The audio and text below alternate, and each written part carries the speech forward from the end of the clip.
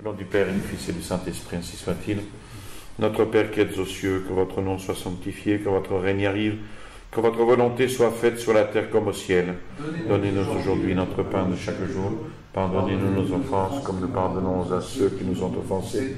Et ne nous laissez pas succomber à la tentation, mais délivrez-nous du mal, ainsi soit-il. Saint Pie X, au nom du Père et du Fils et du Saint-Esprit, ainsi soit-il. Alors, après avoir vu le théologien moderniste, qui nous a pris pas mal de temps, l'historien moderniste, nous voyons maintenant le critique moderniste. Alors, l'histoire sainte est l'histoire des besoins religieux successifs dans la pensée moderniste. De même que l'histoire reçoit de la philosophie des conclusions toutes faites, ainsi de l'histoire la critique. En effet, sur les données fournies par l'historien, le critique fait deux parts dans les documents. Ceux qui répondent à la triple élimination, que l'on a vu la dernière fois, vont à l'histoire de la foi ou à l'histoire intérieure, et le résidu reste à l'histoire réelle. Parce qu'il distingue soigneusement cette double histoire. Et ce qui est à noter, c'est que l'histoire de la foi, il l'oppose à l'histoire réelle, précisément en tant que réelle. D'où il suit que des deux Christ que nous avons mentionnés, le Christ de l'histoire, le Christ de la foi, l'un est réel, l'autre, celui de la foi, n'a jamais existé dans la réalité. L'un a vécu en un point du temps et de l'espace, l'autre n'a jamais vécu ailleurs que dans les pieuses méditations du croyant. Tel par exemple le Christ que nous offre l'évangile de Saint Jean, cet évangile n'est d'un bout à l'autre qu'une pure contemplation. Ça c'est le premier point du critique moderniste. Deuxième point, la philosophie moderniste appliquée à la critique et à l'histoire. Donc là, ne se borne pas la tutelle exercée par la philosophie sur l'histoire. Les documents partagés en deux lots, comme il a été dit, voici donc reparaître le philosophe avec son principe sempiternel de l'immanence vitale. L'immanence vitale, déclare-t-il, c'est ce qui explique tout dans l'histoire de l'Église.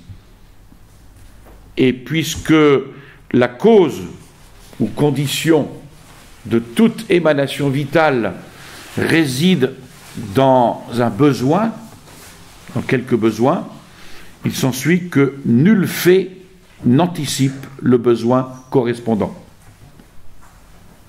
Historiquement, il ne peut que lui être postérieur. Alors là-dessus, voilà comment l'historien opère.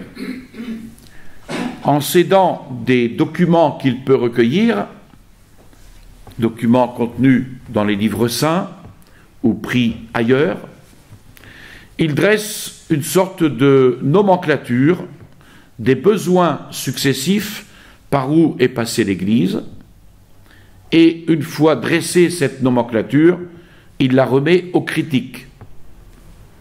Et celui-ci, la recevant d'une main, prenant de l'autre le lot de documents assignés à l'histoire de la foi, il échelonne ceci le long des âges.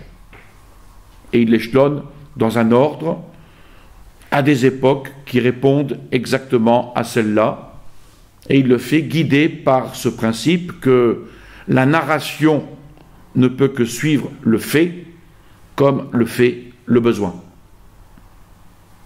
Et il est vrai d'ailleurs que certaines parties des livres saints les épîtres par exemple, constituent le fait même créé par le besoin. Mais quoi qu'il en soit, c'est une loi que la date des documents ne saurait autrement se déterminer que par la date des besoins auxquels successivement l'Église a été sujette. Et puis suit une autre opération, parce qu'il y a à distinguer entre l'origine d'un fait et le développement de ce fait. Ce qui naît en un jour ne prend des accroissements qu'avec le temps. Alors le critique reviendra aux documents échelonnés déjà par lui à travers les âges, et il en fera encore deux parts, l'une qui se rapporte à l'origine et l'autre au développement. Puis la dernière, il va la répartir à diverses époques dans un ordre déterminé. Alors le principe qui va diriger dans cette opération lui sera fourni une fois de plus par le philosophe. Parce que d'après le philosophe, une loi domine et régit l'histoire, c'est l'évolution. À l'historien donc de scruter à nouveau les documents, à l'historien d'y chercher attentivement les conjonctures ou les conditions que l'Église a traversées au cours de sa vie, à l'historien donc d'évaluer sa force conservatrice, les nécessités intérieures et extérieures qui l'ont stimulé au progrès, à lui d'évaluer les obstacles qui ont essayé de lui barrer la route, en un mot, tout ce qui peut renseigner sur la manière dont sont appliquées en elle les lois de l'évolution. Et cela fait, et comme conclusion de cette étude, il va tracer une sorte d'esquisse de l'histoire de l'Église. Le critique y adapte son lot de documents, la plume court et l'histoire est écrite. Alors, Saint Pilice dit, nous demandons, qui en sera dit l'auteur? L'historien, le critique? À coup sûr, ni l'un ni l'autre, mais bien le philosophe. Du commencement à la fin, n'est-ce pas l'a priori? Sans contredit, dit Saint Pilice, sans contredit, et un a priori où l'hérésie foisonne. Ces hommes-là nous font véritablement compassion. Et d'eux, l'apôtre dirait aux Romains, ils se sont évanouis dans leurs pensées, se disant sages, ils sont tombés en démence. Mais ils soulèvent le cœur d'indignation. Là où ils soulèvent ce cœur d'indignation, c'est quand ils accusent l'Église de torturer les textes, de les arranger, de les amalgamer à sa guise pour les besoins de sa cause. Simplement, ils attribuent à l'Église ce qu'ils doivent sentir que leur reproche très nettement leur conscience, en fait. Et de cet échelonnement et de cet éparpillement le long des siècles, il suit tout naturellement que les livres saints ne sauraient plus être attribués aux auteurs dont ils portent le nom. Qu'à cela ne tienne, il n'hésite pas à affirmer que, et ceci constamment, que les livres en question, surtout le Pentateuque et les 3 premiers évangiles, se sont formés d'adjonctions faites à une narration primitive qui avait été fort brève. Donc interpolation par manière d'interprétation théologique ou allégorique, ou simplement transition et suture. Et pour les évangiles, ce fond primitif est appelé le kérygme. Les frères Raner s'en feront les champions avant et pendant la Deuxième Guerre mondiale. La théologie kérygmatique étudie les développements de la doctrine à partir de ce noyau ténu, palliant les défauts des manuels traditionnels, ils manquent de vie. Ils transmettent bien l'héritage doctrinal et traditionnel, mais les problématiques se sont déplacées du fait de l'évolution de l'esprit moderne. Ainsi s'exprime Karl Rahner. Alors, c'est que, pour dire la chose d'un mot, il y a à reconnaître dans les livres sacrés une évolution vitale, parallèle et même conséquente à l'évolution de la foi. Aussi bien, ajoute-t-il, les traces de cette évolution, ils sont si visibles qu'on pourrait quasiment écrire l'histoire. Et ils l'écrivent. Ils l'écrivent, cette histoire. Et ils l'écrivent si imperturbablement que vous diriez qu'ils ont vu de leurs yeux les écrivains à l'œuvre, alors que, le long des âges, ils travaillaient à amplifier les livres saints. Alors, la critique textuelle vient à la rescousse. Pour confirmer cette histoire du texte sacré, il s'évertue à montrer que tel fait, telle parole n'y est point à sa place, ajoutant d'autres critiques du même acabit. Alors, saint Pédis dit, vous croiriez en vérité qu'ils se sont construits certains types de narration et de discours sur lesquels ils jugent ce qui est ou ce qui n'est pas déplacé. Et combien ils sont aptes à ce genre de critique. À les entendre vous parler de leurs travaux sur les livres saints, grâce auxquels ils ont pu découvrir en ceci tant de choses défectueuses, il semblerait vraiment que nul homme avant eux ne les a feuilletés, qu'il n'y a pas eu à les fouiller en tous sens une multitude de docteurs infiniment supérieurs à eux, en génie, en érudition, en sainteté. Lesquels docteurs, bien loin d'y trouver à redire, redoublaient au contraire, à mesure qu'ils les scrutaient plus profondément, d'actions de grâce à la bonté divine qui avaient daigné de la sorte parler aux hommes. Mais eux, bouffis d'orgueil, eh bien, n'avaient pas la même attitude. C'est que malheureusement, ils n'avaient pas les mêmes auxiliaires d'études que les modernistes. Savoir, comme guide et règle, une philosophie venue de l'agnosticisme et comme critérium eux-mêmes. Voilà exposé la méthode historique des modernistes. Le philosophe ouvre la marche, suit l'historien, puis, par ordre, le critique interne et la critique textuelle. Et comme le propre de la cause première, c'est de laisser sa vertu dans tout ce qui suit, ça c'est un principe, eh bien il est de toute évidence que nous ne sommes pas ici en face d'une critique quelconque, mais bien d'une critique agnostique, immanentiste et évolutionniste. C'est pourquoi, conclut saint Pédis, quiconque l'embrasse et l'emploie fait par là profession d'accepter les erreurs qui y sont impliquées et se met en opposition avec la foi catholique. Alors, un troisième point que saint Pédis étudie dans ce critique moderniste, c'est la conjuration des modernistes de toutes les religions. Donc, s'il en est ainsi, ce qu'on a vu, on ne peut qu'être étrangement surpris de la valeur que lui prêtent certains catholiques. Et à cela, il y a deux causes.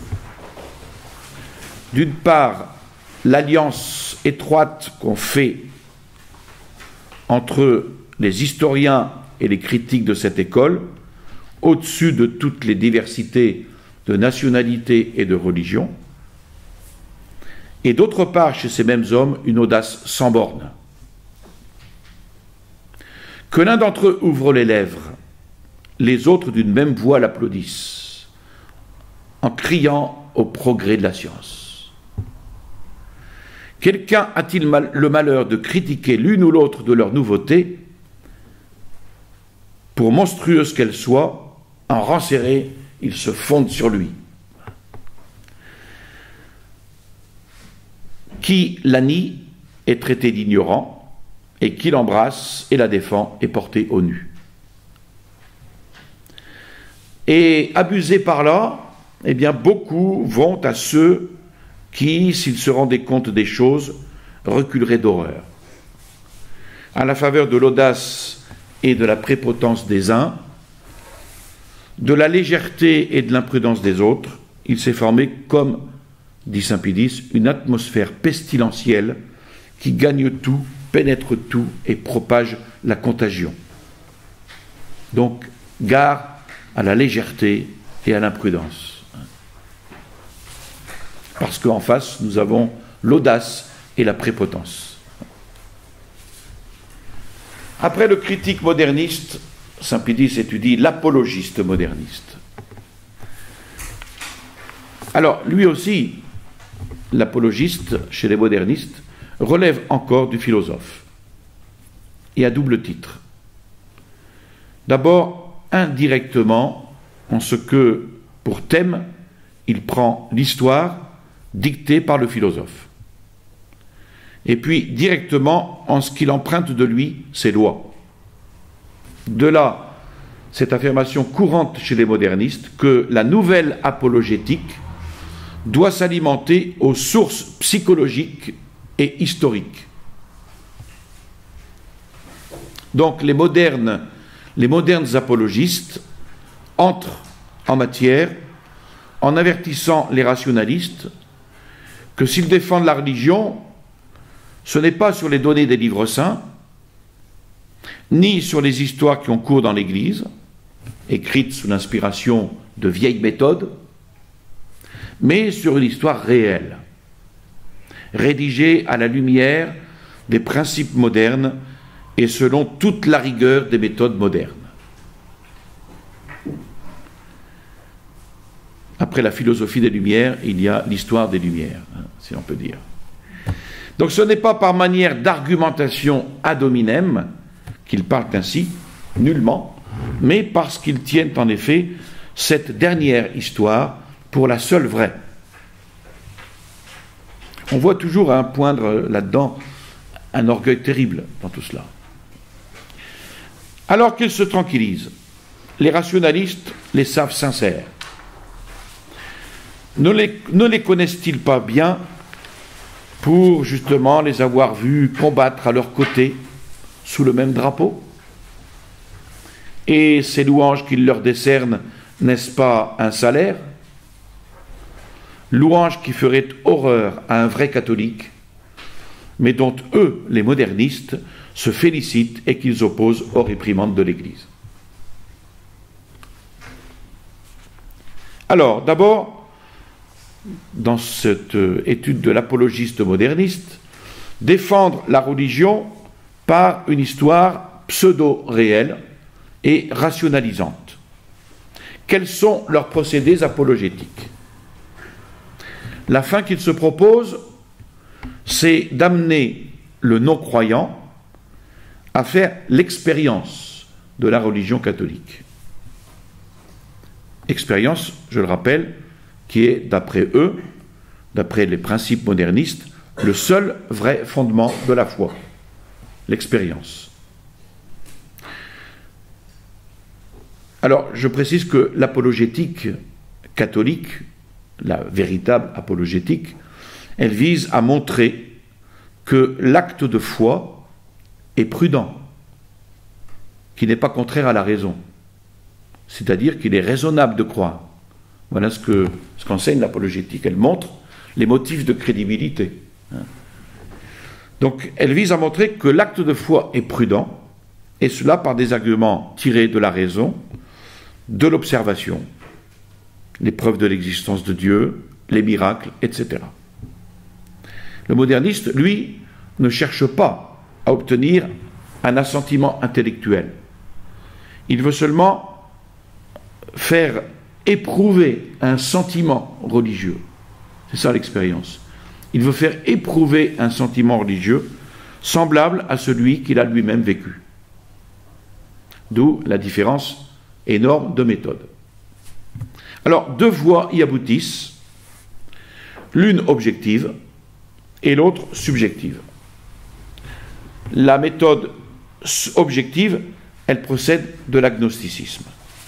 Elle tend à faire la preuve que la religion catholique, celle-là surtout, est douée d'une telle vitalité que son histoire, pour tout psychologue et pour tout historien de bonne foi, cache une inconnue. Et dans cette optique, il est nécessaire de démontrer que cette religion, telle qu'elle existe aujourd'hui, est bien la même qui fut fondée par Jésus-Christ. C'est-à-dire le produit d'un développement progressif du germe qu'il apporta au monde. Et ce germe, il s'agit avant tout de le bien déterminer. Et ils prétendent, ces modernistes, ils prétendent le faire par la formule suivante. Le Christ a annoncé l'avènement du royaume de Dieu comme devant se réaliser à brève échéance. Royaume dont il devait être lui-même, de par la volonté divine, l'agent et l'ordonnateur. Puis, on doit montrer comment ce germe, toujours immanent et permanent au sein de la religion catholique, est allé se développant lentement au cours de l'histoire, s'adaptant successivement aux divers milieux, à ces divers milieux qu'il traversait, en empruntant d'eux, par assimilation vitale, toutes les formes dogmatiques, culturelles, ecclésiastiques qui pouvaient lui convenir. Tandis que d'autre part, il surmontait tous les obstacles, il terrassait tous les ennemis, survivant à toutes les attaques et à tous les combats. Alors, quiconque aura, ajoute Saint Pilice, quiconque aura bien et dûment considéré tout cet ensemble d'obstacles, d'adversaires, d'attaques, de combats, ainsi que de la vitalité et de la fécondité qui affirme l'Église, devra reconnaître que si les lois de l'évolution sont visibles dans sa vie, elles n'expliquent pas néanmoins le tout de son histoire et qu'une inconnue s'en dégage qui se dresse devant l'esprit. Et ainsi raisonnent les modernistes, sans s'apercevoir que la détermination du germe primitif est un a priori du philosophe agnostique et évolutionniste, et que la forme en est gratuite et qu'elle est créée pour les besoins de la cause. Alors, tout en s'efforçant, par de telles argumentations, d'ouvrir accès dans les âmes à la religion catholique, eh bien, les nouveaux apologistes concèdent d'ailleurs bien volontiers qu'il s'y rencontre nombre de choses dont on pourrait s'offenser. Et ils vont même, et non sans une sorte de plaisir mal dissimulé, ils vont même jusqu'à proclamer hautement que le dogme, et ils l'ont constaté, n'est pas exempt d'erreurs et de contradictions. Et ils ajoutent aussitôt que tout cela est non seulement excusable, mais encore une chose étrange en vérité, juste et légitime. Dans les livres sacrés, il y a maints endroits touchant à la science ou à l'histoire où se constatent, disent-ils, des erreurs manifestes. Mais ce n'est pas d'histoire ni de science que ces livres traitent. C'est uniquement de religion et de morale. L'histoire et la science n'y sont que des sortes d'involucres où les expériences religieuses et morales s'enveloppent pour pénétrer plus facilement dans les masses. Et si en effet les masses n'entendaient pas autrement les choses, il est clair qu'une science et une histoire plus parfaites eussent été d'obstacles plutôt que de secours. Au surplus, les livres saints, étant essentiellement religieux, sont par là même nécessairement vivants. Or, la vie a sa vérité, a sa logique propre, bien différente de la logique et de la vérité rationnelle.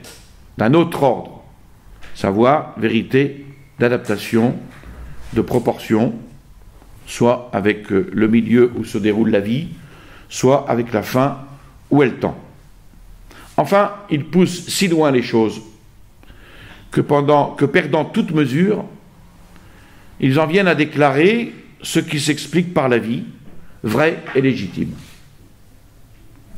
Nous, pour qui il n'existe qu'une seule et unique vérité, et qui tenons, comme dit Vatican I, que les livres saints écrits sous l'inspiration du Saint-Esprit ont Dieu pour auteur, eh bien, nous affirmons, en tant que catholiques, que cela équivaut à prêter à Dieu lui-même le mensonge d'utilité ou mensonge officieux. Et nous disons alors, avec saint Augustin, en une autorité si haute, admettez un seul mensonge officieux, il ne restera plus parcelle de ces livres, dès qu'elle paraîtra difficile ou à pratiquer ou à croire. C'est évident. Dans laquelle il ne soit loisible de voir un mensonge de l'auteur voulu à dessein en vue d'un but. Et ainsi il arrivera, poursuit saint Augustin, que chacun croira ce qu'il voudra, ou ne croira pas ce qu'il ne voudra pas.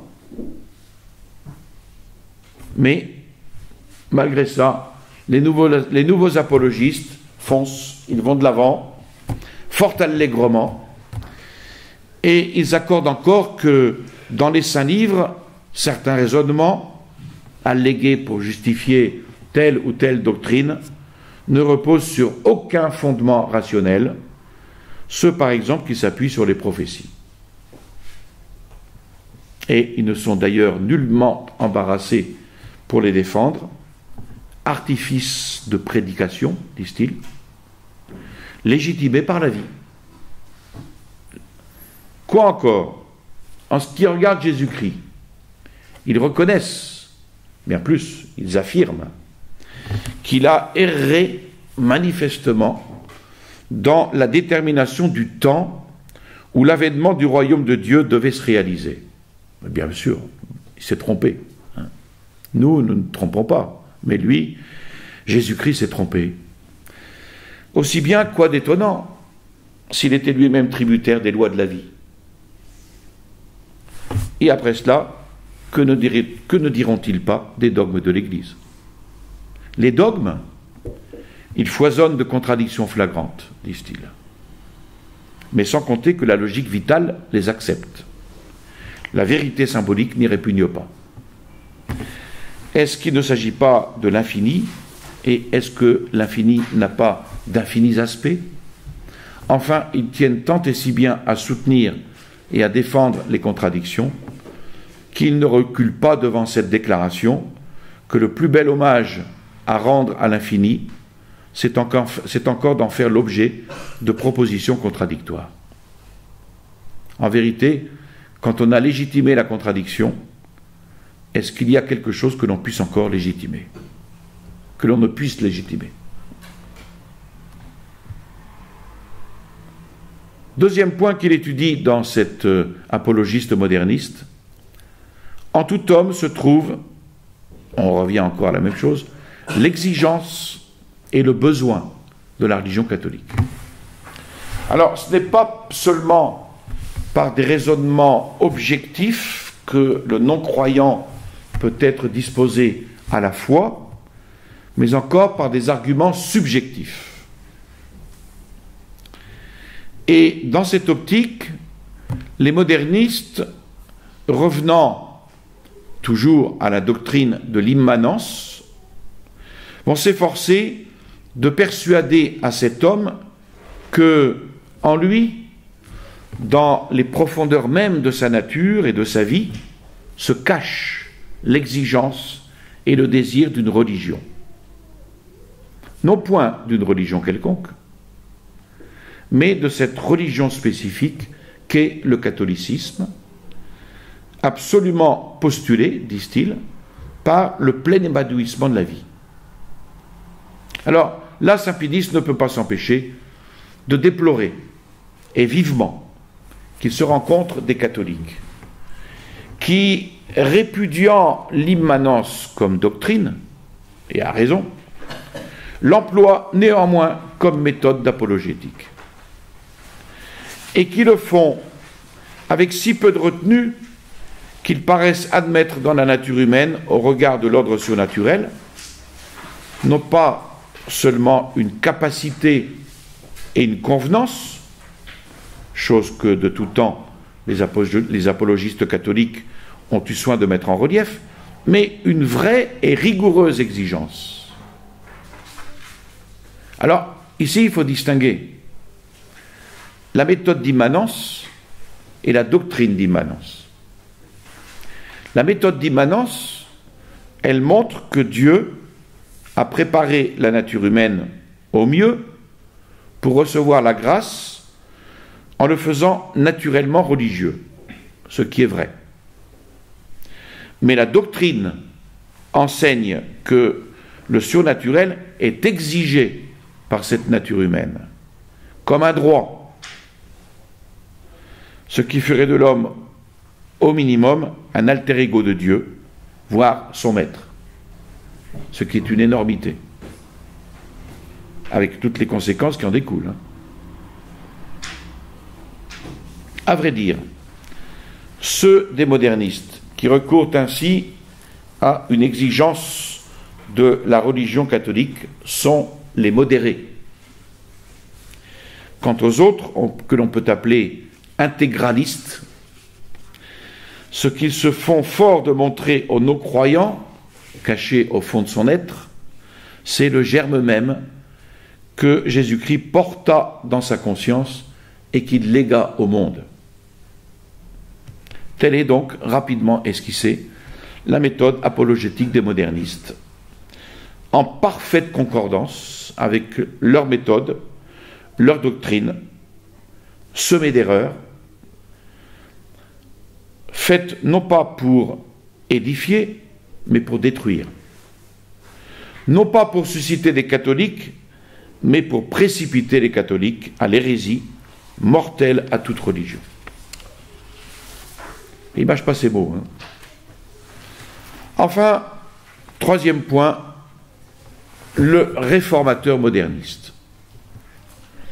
On a pu jusqu'ici se faire une idée de la manie, parce que c'est une véritable manie, réformatrice qui possède les modernistes. Ils sont possédés par cette manie réformatrice. Elle s'attaque à tout dans le catholicisme. D'abord, réforme de la philosophie. On relègue la philosophie scolastique dans l'histoire de la philosophie parmi les systèmes périmés. Et puis, on va enseigner aux jeunes gens la philosophie moderne, la seule vraie et qui convienne à nos temps.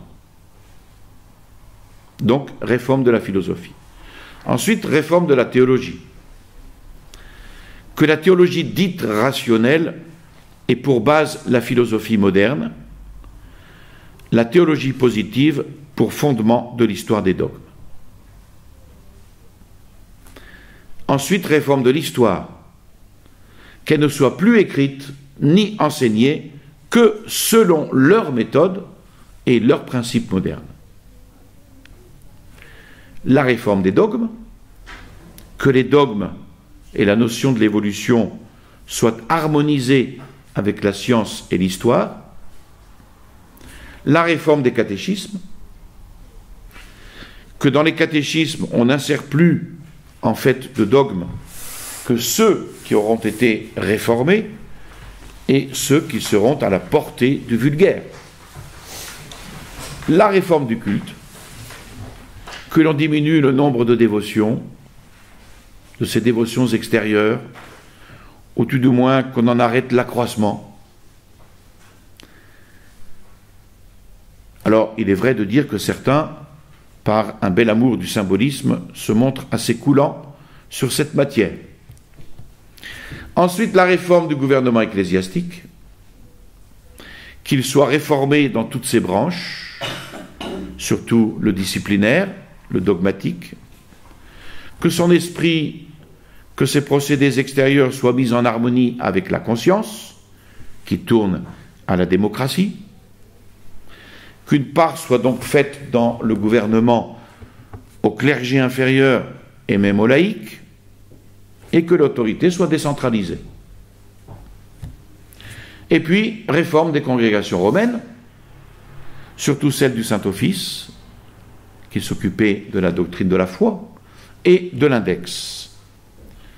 Que le pouvoir ecclésiastique change de ligne de conduite sur le terrain social et politique, se tenant en dehors des organisations politiques et sociales, qu'il s'y adapte néanmoins pour les pénétrer de son esprit. Et ainsi, le modernisme s'étend au domaine social, qui est la preuve de son rayonnement. Alors, Benoît XV a bien marqué qu'à côté des erreurs formelles du modernisme, il y a les tendances et l'esprit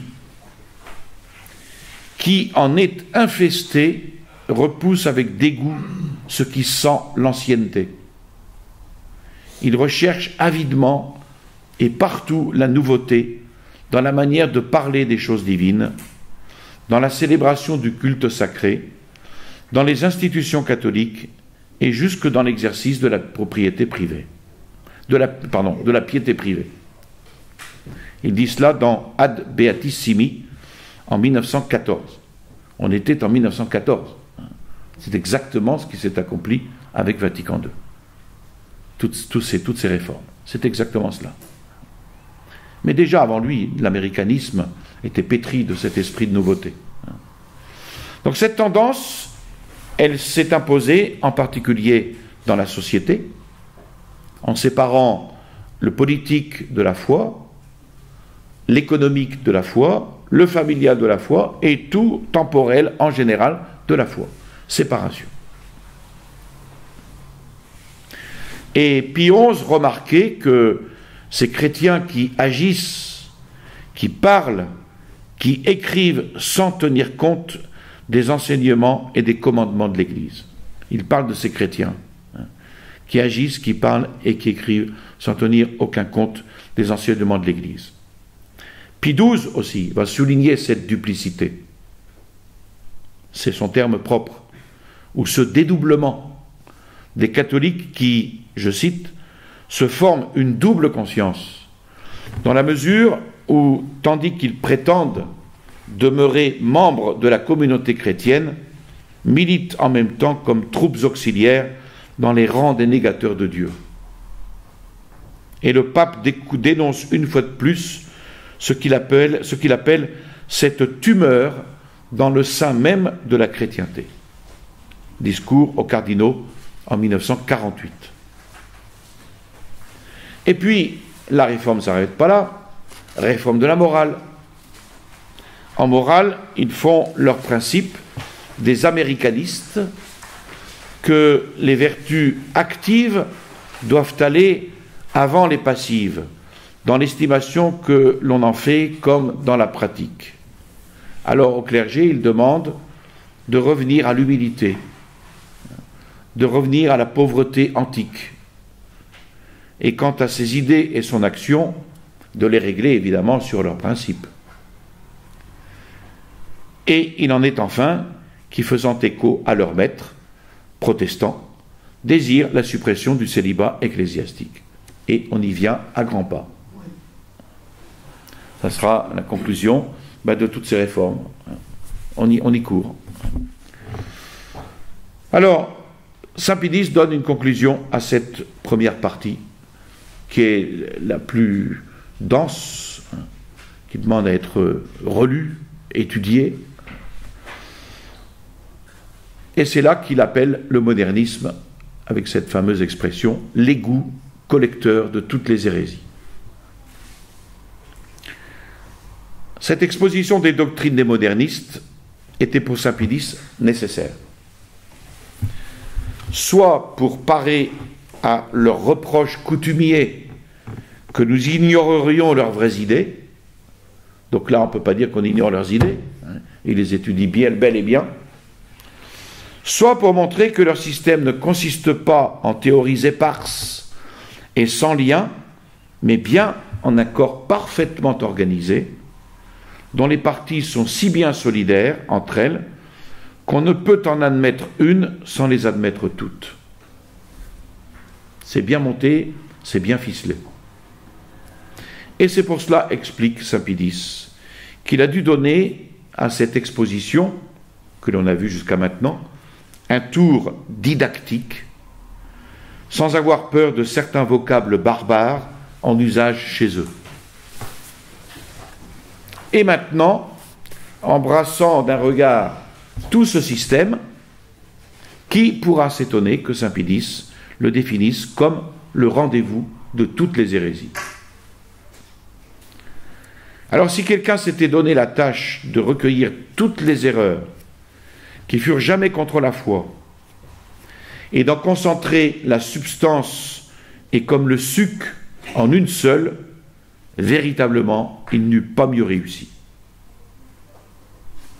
Et toutes les hérésies découlent logiquement et nécessairement de ce principe premier de l'agnosticisme, qui ruine la connaissance de fond en comble. Ça, c'est très important, ce chapitre sur l'agnosticisme. Dès lors, toute vérité religieuse peut être remise en question, et ce, au gré de l'inspiration particulière que vous allez avoir, au gré de l'inspiration particulière et personnelle qu'on appelle immanence vitale. Puisque rien n'est connaissance certaine, rien n'est stable, rien n'est intemporel et rien n'est transcendant.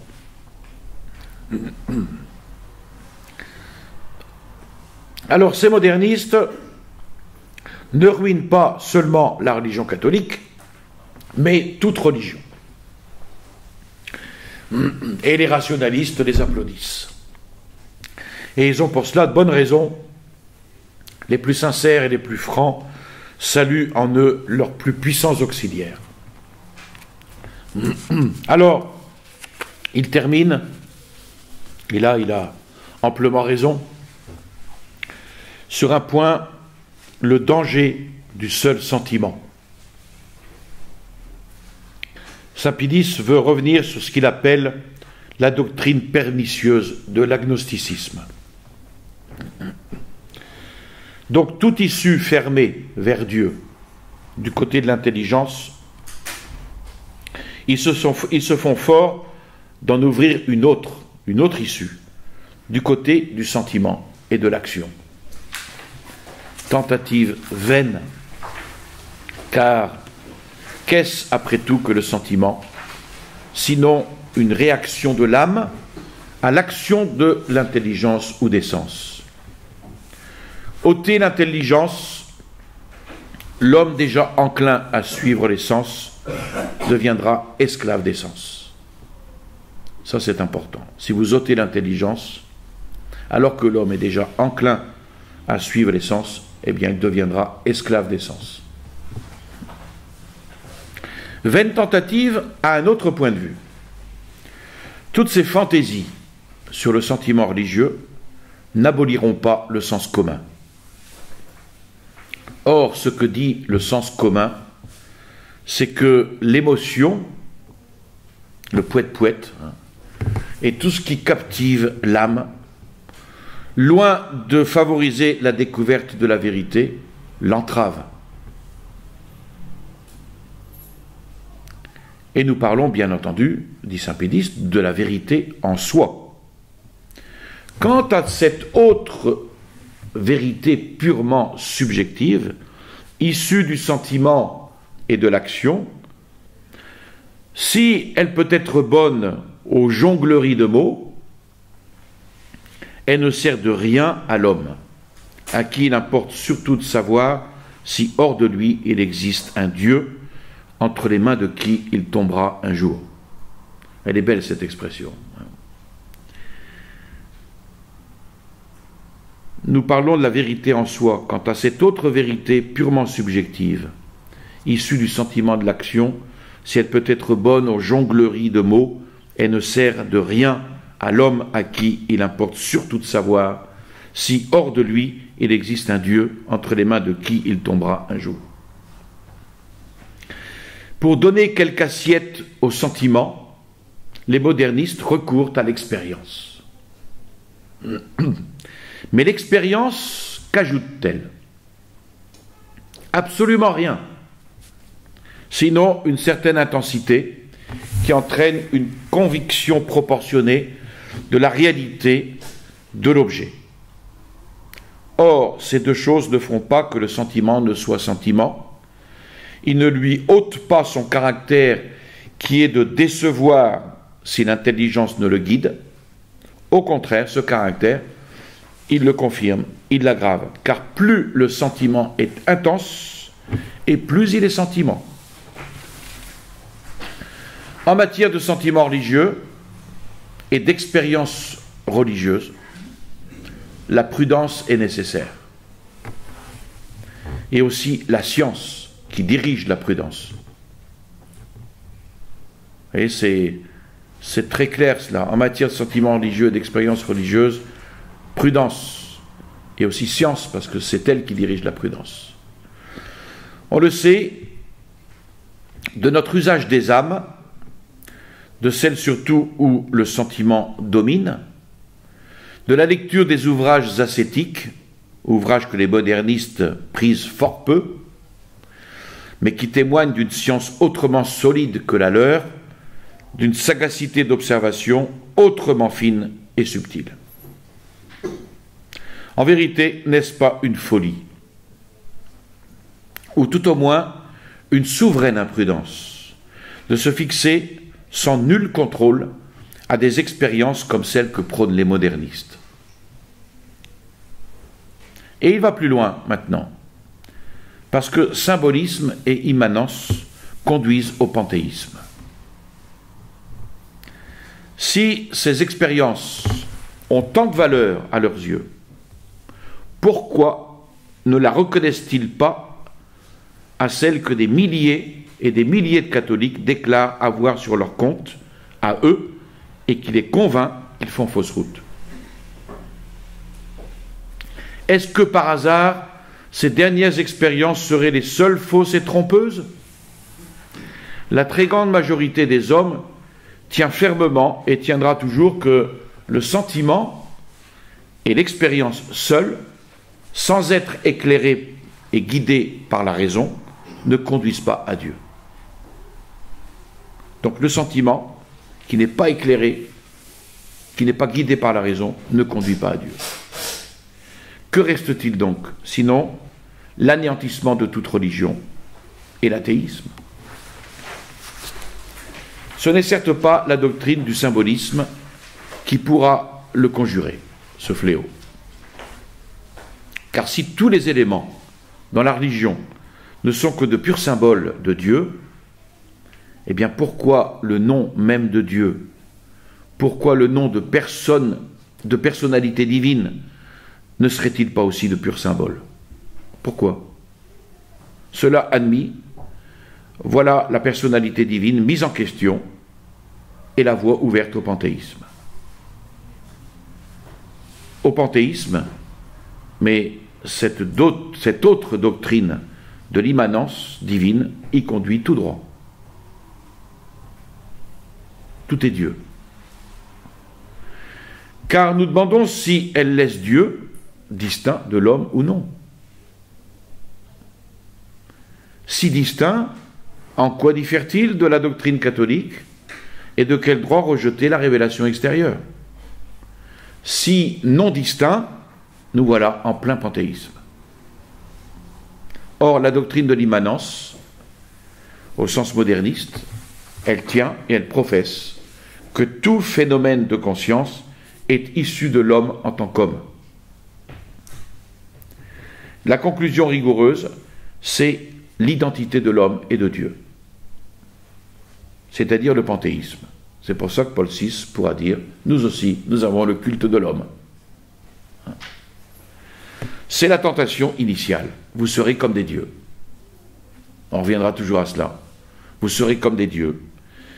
Ainsi, le vieux serpent, à l'Apocalypse, a signé dans le modernisme un coup de maître sous couvert de progrès et sous couvert de religion scientifique.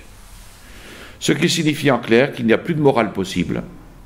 D'une part parce que l'agnosticisme coupe l'homme de Dieu définitivement, et la morale est retour de l'homme vers Dieu, but universel et ultime. D'autre part parce que ce même agnosticisme rend aussi inconnu pour l'homme les ordres naturels et surnaturels, c'est-à-dire la création, la rédemption donnée par le Christ, et par lesquels on va vers Dieu. Donc tout est détruit. D'ailleurs, la morale est non seulement impossible, mais inutile. C'est la conclusion. Puisque l'homme est Dieu, en quelque sorte, par l'immanence divine. La même conclusion découle de la distinction qu'il pose entre la science et la foi. L'objet de la science, c'est la réalité du connaissable.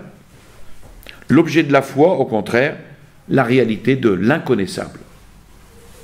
Or, ce qui fait l'inconnaissable, c'est sa disproportion avec l'intelligence. Disproportion que rien au monde, même dans les doctrines des modernistes, ne peut faire disparaître.